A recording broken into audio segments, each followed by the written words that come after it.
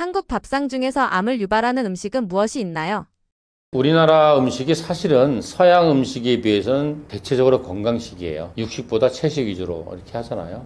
그리고 우리나라가 뭐 얼마 전까지는 못 살아가지고 고지방 고칼로리를 많이 먹는 게 아니라 다 소식했잖아요. 그래서 사실은 건강식인데 우리나라 사람들은 좀 자극적인 음식을 좋아하잖아요. 그래서 음식 재료에서 문제가 있는 것도 있고 그거를 조리하는 법에도 문제가 있는데 지금 예를 들어서 그 음식을 이야기하라 그러면 부대찌개가 상당히 문제가 많은 음식 중에 하나죠. 부대찌개 그 식재료들을 보면은 일단 육가공식품이 들어가잖아요. 베이컨, 햄, 소세지 이런 게 들어가잖아요.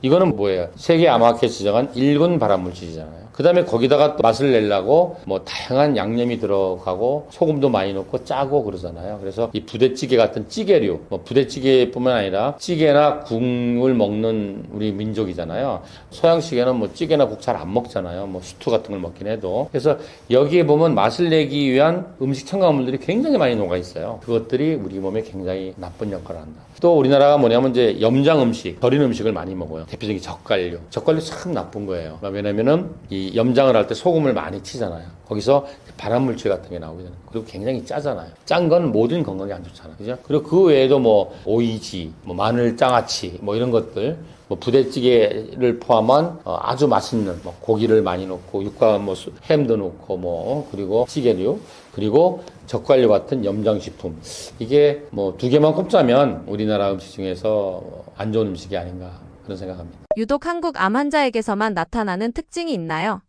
우리나라 암 통계를 보면 참 그걸 뭐라 하지? 아이러니컬하라 그래야 되나? 그러니까 전통적으로 지금까지도 우리나라는 위암 발생 세계 1위 국가예요. 일본하고 우리나라하고 1, 2를 다퉈요. 그건 뭐냐면 음식을 짜게 먹어서 그래요. 짠 음식을 먹어서 위 점막이 자극돼서 위암이 발생 1위 국가예요. 왜냐하면 우리는 기본적으로 그 장을 먹잖아요. 된장, 고추장, 뭐 간장. 이게 다 보면 엄청난 소금을 넣고 만들잖아요. 그래서 우리나라 사람이 위암이 아직까지도 전 세계 발병 1위 국가예요. 그런데 이런 짜게 먹는 것과 반대 음식이 뭐냐면은 서양식 음식이잖아요. 고칼로리, 고지방. 주로 이제 뭐냐면 육류라든지 육류를 가공한다는 거지. 이거를 많이 먹어서 오는 암이 대표적인 게 대장암인데 대장암도 이제는 우리나라가 발병 1위 국가가 됐어요. 그럼 이거 뭐야? 그죠?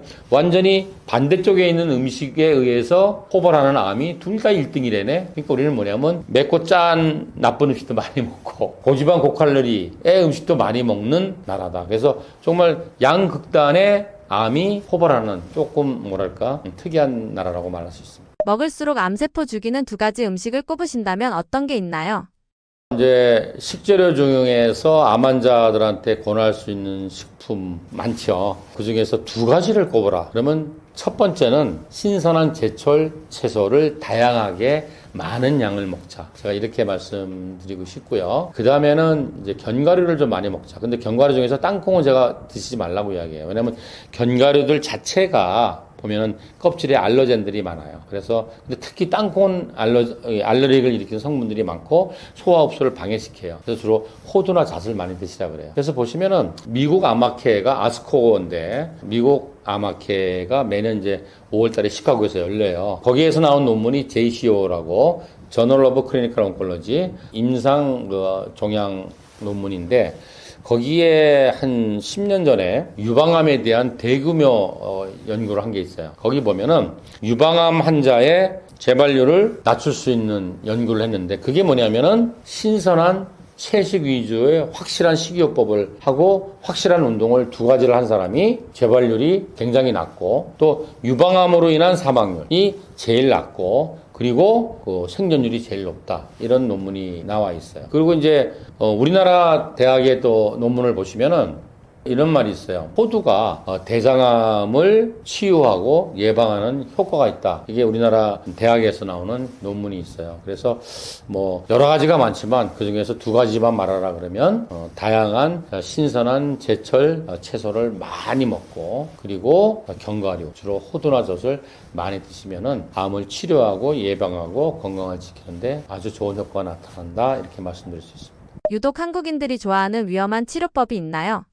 뭐 우리나라만 그런지는 잘 모르겠는데 우리 병원 오는 환자 중에 그런 분들 참 많아요. 특히 유방암하고 대장암 환자 그런 분들이 많아요. 아유 뭐 수술, 항암, 방사선 내 몸을 죽이는 치료야. 나는 자연 치료할래. 근데 사실 우리가 생각해 볼게 자연 치료와 민간요법은 완전 종류가 다른 거예요. 자연 치료는 자연적인 방법으로 치료를 한다는 얘기고 이거는 서양으로 말하면 보완 대체학에 가까운 거고 민간요법은 뜬금없는 거예요. 내가 이렇게 해봤더니 좋더라 이런 건데 이게 특히 유방암이나 대장암 환자가 많은 이유가 유방암이나 대장암은 진단받고 아무것도 안 해도 한 2년, 1, 2년 정도까지는 아무 문제가 안 생겨요. 오히려 그때부터 소식하고 좋은 음식 먹고 운동하고 그러면 모든 몸이 좋아져요. 지방간도 없어지고 고지혈증도 떨어지고 혈압, 당도 다 좋아져요. 근데 만약에 뭐 췌장암이나 폐암이나 간암은 그러면 뭐 아주 진행이 빠르기 때문에 급속도로 암이 퍼지겠죠. 근데 그분들이 꼭 하는 게 뭐냐면 산에 가서 약촉해 먹고 뭐 이렇게 하세요. 그래서 내가 암 환자가 산으로 간다? 산을 언제 가야 되냐면 이제 완전히 조기에 발견해서 수술 항암 방사선이 끝나서 대학에서 5년간 관찰하는데 재발을 안 했어. 그건 이제 오늘 생존을 했다는 얘기인데 그걸 환자들은 어떻게 알아듣고 싶느냐 완치됐다고 알아듣고 싶어요. 그러나 5년 이후에 재발하는 암도 상당히 많습니다. 유방암 말할 것도 없고 최근 통계를 보면 위암도 5년 후에 재발 확률이 한 9% 정도 된다고 그래요. 이제 그렇게 돼서 더 이상 적극적인 치료를 하지 않을 때 여유가 있으면 뭐 전원 생활을 하시면서 좋은 공기 만치고 스트레스 내려놓고 뭐 좋은 채식 위주로 하고 뭐 이렇게 하시면 좋겠죠. 그런데 이제 막 진단받아갖고 열심히 치료해야 돼. 이런 사람이 치료 안 하고 산에 가면 안 되겠죠. 채식 운동 열심히 해도 암에 걸리는 이유는 무엇인가요? 우리 병원에 진짜 이런 분들 진짜 많이 와요. 근데 이런 분들이 특징이 뭐냐면은 한 10년, 20년 전에 아이코 하고 놀랬어. 주로 뭐 대사증후군이죠. 고혈압, 당뇨, 고지혈증, 뭐 뇌경색, 뭐 심근경색 와서 스텐트 꽂고 이런 분들이 이제 그때부터 막 열심히 하는 거야. 그러면 일반적인 혈액 검사하면은 100점이야. 100점. 그런데 기능학적으로 들어가 보면 어떤 문제가 생기냐면은 일단 칼로리를 낮추다 보니까 모든 대사증후군이 다 좋아져요. 비만도 좋아지고 혈압, 당뇨도 고지혈증 다 좋아지는데 기능학적으로 보면은 우리 몸을 지탱해주는 영양소가 부족해요. 그러다 보니까 면역력이 부족해요.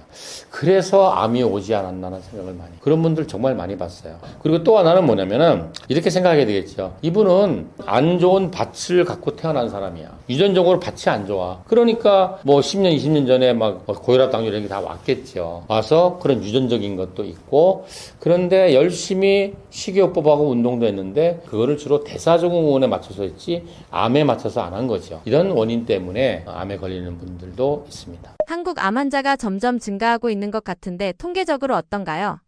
내가 구독자 여러분들께 꼭 말씀드리고 싶은 게 요즘 그런 말들이 많이 돌아요. 우리나라가 폭발적으로 암이 증가해서 암 환자가 다른 나라보다 굉장히 많다. 암 발생률이 다른 나라에 비해서 굉장히 높다라고 하는데 이거는 잘못된 통계예요. 우리 통계를 보면 OECD 평균을 보면은 실제로 전체 암 발병률은 OECD 평균보다 낮습니다. 근데 뭐가 문제냐면 최근 우리나라가 경제 발전이 급속도로 일어나면서 과학의 발전이 급속도로 되면서 최근에 이 암 환자의 발생 속도가 급격히 올라갔다는 말은 맞는 말이에요. 왜 그럴까? 왜 갑자기 우리나라가 암 환자가 폭발적으로 늘었을까? 지금 우리나라의 캔서 서바이버, 암을 진단받고 살아있는 사람들이 가장 최근 통계가 258만 명이래. 거의 뭐 300만 명 육박하는데 당뇨 환자가 600만 명이에요. 거의 당뇨 환자 반인 거죠. 어마무시한 거죠. 그 이유가 뭐냐면 사실은 그거예요. 과학이 발전해서, 의학이 발전해서. 그러니까 오래 사는 거예요. 그죠? 옛날에 우리나라 60 넘어 산 사람 많지 않았잖아요. 그래서 한값하씩 거대하게 했잖아요. 그러니까 나이가 들수록 암에 걸릴 확률이 높아지는 거죠. 두 번째는 뭐 한 60쯤 돼가지고 막 뇌출혈로 쓰러졌어. 그럼 옛날엔 돌아가셨어. 근데 요즘은 그거 살려놔. 의학이 발전해서. 그죠? 의학이 발전해서 오래 사시는 거예요. 그죠? 그런 것도 있고, 그래서 병을 진단할 수 있는 기술이 좋아진 데에다가 전 세계에서 유일하게 국가 검진을 하는 나라잖아요. 그러다 보니까 빨리빨리 발견하는 거야. 그게 이제 가장 큰 원인이고, 그 다음에 개인의 입장에서 실제로 암이 발생이 많이 되는 이유는 잘 살아서 그래요. 잘 사니까 많이 먹어. 많이 먹고 맛있는 거 먹어. 그게 전부 다 안 좋은 음식이잖아요. 그래서 오래 살게 된다. 고령사회에 접어들었다. 그리고 의학이 발전해서 무슨 병이 걸려도 빨리 안 죽는다. 그래서 또 노령인구가 많다. 또 국가 검진을 하고 검진 장비가 굉장히 발전해서 빨리빨리 찾아낸다. 그리고 또 잘 살다 보니까 안 좋은 맛있는 음식을 많이 먹게 되고 또 뭐예요? 치열한 경쟁 사회 아니에요. 외국에 비해서 근로시간도 제일 많다 그러잖아요. 스트레스 받게 됐지. 스트레스 받으니까 뭐 하겠어요? 이제 술 먹고 담배 피고 뭐 그러겠죠. 그리고 수면도 부족하게 되고 이러다 보니까 최근에 우리나라 경제가 발전하는 속도에 맞춰서 암 환자가 급속도로 예전에 비해서 발생률이 높아졌다. 이렇게 말씀드릴 수 있습니다. 생존율 2.6% 췌장암이 위험한 이유가 무엇인가요? 예, 지금 이제 우리 현대의학이 암 환자를 치료한 지가 한 40년 정도 되는데 최근 20년 사이에 치료 성적이 아주 많이 좋아졌어요. 뭐 우리나라도 마찬가지고. 근데 유일하게 20년 전이나 10년 전이나 똑같이 안 좋은 암이 바로 췌장암이에요. 예, 통계를 보면은 지금 현재 우리나라는 모든 암의 5년 생존율이 한 70%, 뭐 72, 3% 되거든요. 그런데 췌장암은 13% 정도밖에 안 돼요. 진행된 췌장암 환자의 5년 생존율은 3 내지 5% 정도밖에 안 됩니다. 그 가장 큰 이유는 뭐냐면은 이게 뭐 다른 암도 마찬가지지만 전조 증상이 별로 없는 거예요. 그래서 뭐 아픈 데도 없고 뭐 일상생활에 지장이 없으니까 상당히 진행할 때까지 그러니까 뭐 검사를 안 하게 되고 설사 건강 검진을 한다 하더라도 이 췌장의 위치가 우리 장기에 굉장히 깊숙하게 거의 그 등뼈 바로 앞에 있어요. 그래서 그 앞에 위라든지 뭐 십이장 같은 게 이제 가여 있기 때문에 일반적인 건강검진에서 하는 초음파로는 보이질 않아요. 그래서 진단이 늦은 게 가장 큰 이유고요.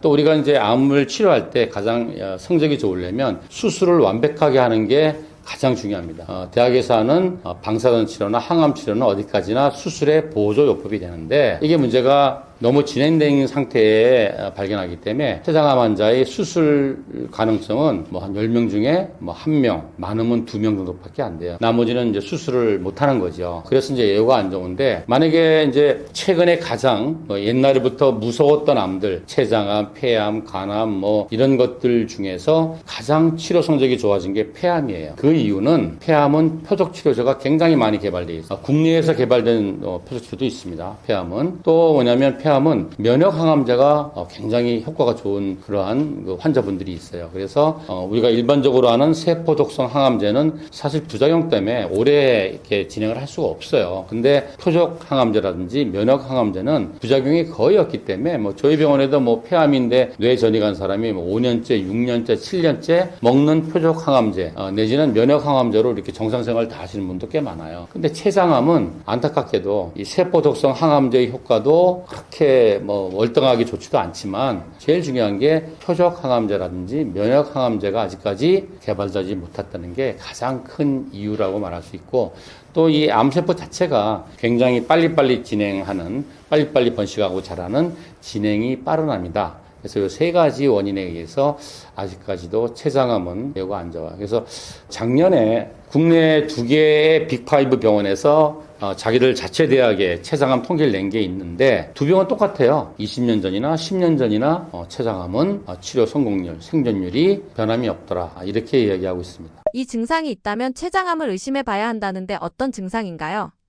이게 많은 환자들이 이제 궁금해해요. 알고 싶어하고 어떤 병이 걸리면 내가 좀 빨리 알 수 있지 않을까. 그게 이제 전조 증상인데 실제로는 모든 암이 상당히 진행할 때까지는 증상이 특별한 게 없다는 게 문제예요. 그래서 저희 병원에도 이제 췌장 환자가 많이 오시는데 증상이 나타나서 병원에 가서 진단받은 사람들은 대부분 뭐냐면 황달이에요. 그러니까 이제 췌장에 머리 부분이 있고 몸통 부분이 있고 꼬리 부분이 있는데 췌장의 몸통 부분에 암이 커지게 되면 그죠? 그 담도에서 쓸개로 내려가는 이 담도를 막게 돼요. 그래서 이게 담즙이 못 내려가서 황달이 생기는 거죠. 그래서 너 이렇게 주위 사람들이 눈알이 노랗고 얼굴이 노랗냐? 그래서 응급실에 가봤더니 췌장암인 거죠. 그렇게 해서 발견하는 분들이 상당히 많아요. 그리고 또 뭐냐면은 췌장암 진단받고 나서 거꾸로 생각하는 거야. 그러고 나서 보니까 내가 작년부터 뭔가 좀 소화가 안 되고 가끔 좀 배도 좀 불편한 거 아픈 것도 같고 몸무게가 한 7, 8kg 이상 빠졌네라고 이야기를 많이 해요. 그러니까 이거는 이래서 몸무게가 많이 빠진다는 굉장히 중요한 사인인데 몸무게 빠졌다. 그러면 특히 여자 환자분들은 어떻게 생각하냐면 드디어 내가 다이어트에 성공했다고 좋아해요. 모든 여자분들은 평생 다이어트 하잖아요. 그리고 자기는 무조건 비만한 여자야. 뚱뚱한 여자야. 그래서 이 살이 빠지는 거에 대해서 무관심해요. 내가 요즘 식이조절하니까 좀 빠졌나 보다. 이렇게 생각하는 분이 많고 또 그렇잖아요. 사실 소화가 좀 안 되는 것 같고 가끔 뭐 배가 아파. 이거는 뭐 일반적으로 소화불량이라고 생각하지 이것 때문에 췌장암이라고 생각 안 하잖아요. 그런데 진단받고 나서 돌이켜보니까 그게 그거였구나 라는 얘기를 많이 하죠. 그리고 사실 뭐 저희 병원 전부 암 환자만 오시는데 암 환자분들이 암성 통증이 오는 경우는 상당히 진행했을 때 옵니다. 왜냐하면 우리 인체의 장기 조직, 췌장도 그렇고 간도 그렇고 뭐 위도 그렇고 거기에 암이 있다고 해서 바로 통증이 오지 않아요. 왜냐하면 통증을 느끼는 신경 조직은 내장기관에 잘 분포가 안 돼 있어요. 그래서 췌장에서 통증을 느끼는 거는 주로 몸통 부분, 췌장의 몸통 부분이 종양이 막 커지게 되면 그 몸통 부분 뒤쪽으로 통증을 느끼는 신경총이 쭉 내려가요. 그래서 그 커진 종양이 그 신경총을 눌러주면 통증이 오는 거예요. 그래서 종양이 작을 때는 통증이 안 옵니다. 그래서 통증이 왔다 그러면 상당히 진행된 췌장암이다. 그래서 이렇게는 말할 수 있죠. 우리 필요 조건과 충분 조건이 있잖아요. 등이 아프다 췌장암은 틀린 말이에요. 근데 췌장암이 진행되면 통증이 올 수 있다. 이거는 맞는 말이에요. 그래서 제가 항상 강조하는 게 뭐냐면 내가 지금 밥 잘 먹고 운동 잘하고 아픈 데 없고 병원도 가본 적이 없고 그러니까 나는 모든 게 건강해. 암은 절대 아니야. 암은 어마무시한 증상이 있을 거야. 이거는 절대 오산입니다. 그건 바보 같은 생각이에요. 그래서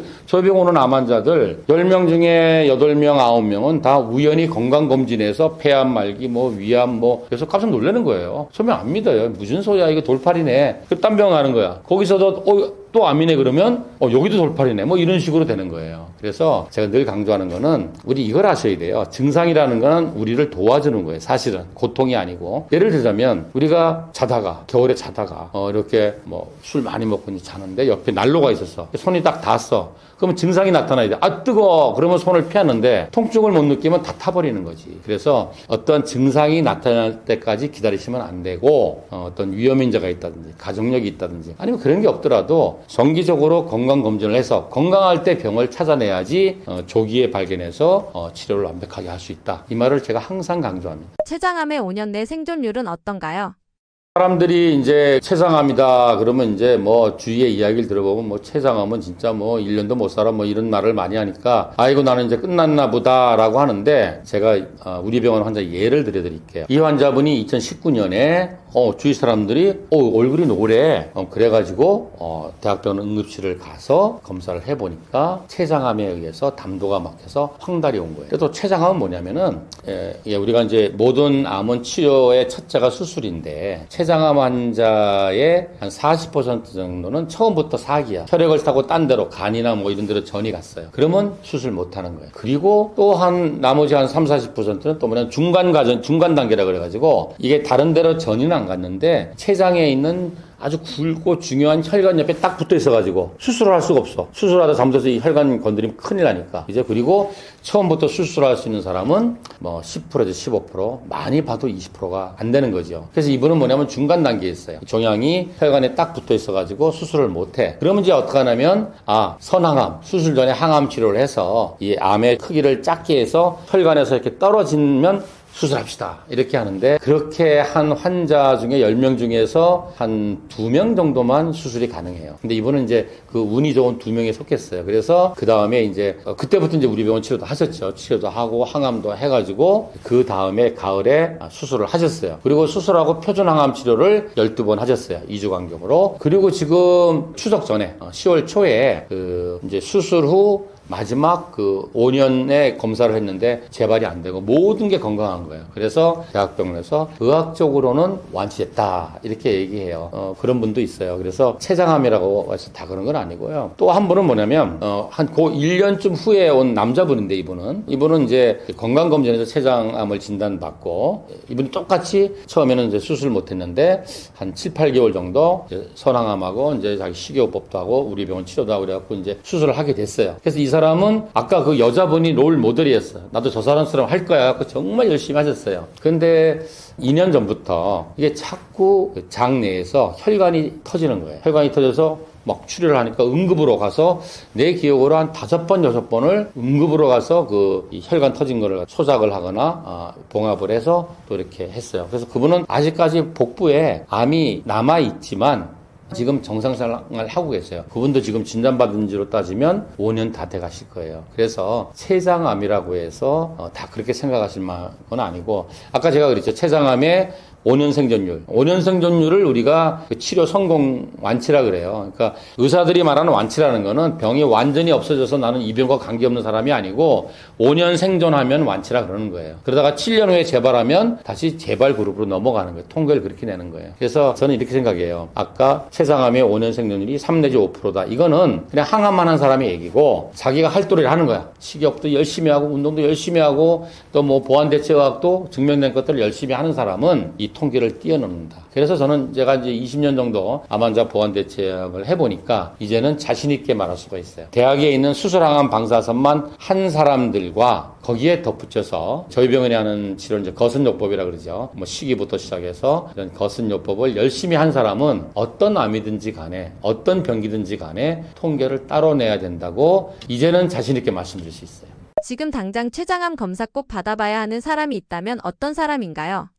세상에 그런 게 있어요. 그러니까 만약에 이제 매년 건강검진을 한다. 그러면 복부를 매년 CT 안 찍잖아요. 초음파를 한단 말이에요. 그러면 뭐 지방간도 보이고 콩팥도 보이고 뭐 비장도 보이고 뭐 이렇게 다 보는데 이게 췌장은 위치가 저 깊숙이 있고 다른 장기에 가려져 있어가지고 이게 초음파로 잘 안 보여요. 그렇다고 해서 매년 CT를 찍을 수는 없잖아요. 그러나 2, 3년에 한 번씩 CT를 찍으라고 권하는 분들이 있어요. 어떤 분이냐면은 이 가족력이 굉장히 췌장암 중요한데 만약에 이제 직계 가족 중에서 누군가가 췌장암이었어. 그러면 이 환자분은 다른 사람들보다 췌장암에 걸릴 확률이 한 2~3배 높다고 봐요. 그런데 직계 가족 중에서 2사람이 췌장암으로 치료를 했어. 진단받았어. 그러면 이 사람은 무려 다른 사람, 그렇지 않은 사람에 비해서 6배 내지 10배 정도 췌장암에 걸릴 확률이 높다고 그래요. 그리고 뭐 2명까지는 저도 봤는데 3명은 아직 못 봤는데 3명이 가족 중에서, 직계 가족 중에서 췌장암을 진단받았다 그러면 이 사람은 뭐 무려 32배까지 췌장암에 걸릴 확률이 높다. 그래서 요즘은 대학병원에서 이런 검사를 해요. 췌장암이 이제 이게 좀 무서운 암이니까 이런 가족력이 있는 환자는 췌장암에 걸릴 수 있는지 없는지를 사전 검사하는 걸 대학병원에서 해요. 그래서 제가 이 췌장암에 가족력이 있는 사람들은 물론 이제 건강검진할 때 2, 3년에 한 번씩은 췌장을 CT를 찍으라고도 하지만 반드시 그 유전자 검사를 해서 췌장암에 걸릴 확률이 얼마인지를 확인하라고 이야기를 합니다. 얼마 전에도 우리 아들 친구인데 자기 가족 중에서 작은아버지하고 큰아버지하고 자기 아버지하고 췌장암으로 다 돌아가신 거 얼마 전에. 그래서 우리 아들 친구하고 그 누나하고 둘이서 이제 대학병원 가서 그 검사를 했는데 다행히 그 누나는 그 인자가 없는데 자기는 있어요. 그래서 내가 너 지금부터 열심히 노력하고 그리고 해마다 꼭 췌장암 검사해라 이렇게 얘기했어요. 또 이제 예를 들어서 췌장암이 이제 잘 걸릴 수 있는 위험인자. 사실 모든 암의 원인은 잘 없어요. 원인이 있는 암은 자궁경부암. 그거는 바이러스 감염이니까 100%. 그리고 우리나라 간암 환자의 뭐 95%는 또 바이러스 감염. 요 두 개를 빼놓고는 어떤 암이든지 간에 확실한 원인이 없어요. 이것 때문에 생겼어가 없어. 대신 리스크 팩터는 있죠. 위험인자는 있죠. 그러면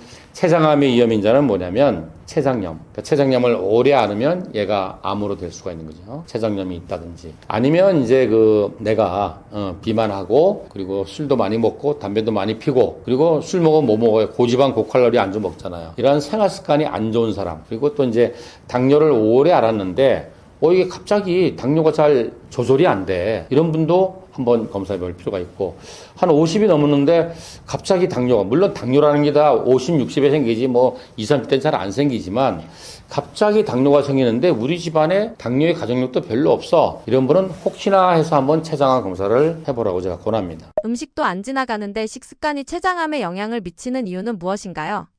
췌장암은 우리 파이프라인이 아니야. 우리 입에서부터 식도로 위로 소장, 대장, 항문까지 하나의 파이프잖아요. 그래서 상수도 하수도야. 여기에 음식이 들어가서 변이 나오는 통로인데 췌장암은 떨어져 있잖아. 근데 왜 음식과 관계 있지? 이렇게 물어보는 분들이 있어요. 그럼 난 그런 얘기하죠.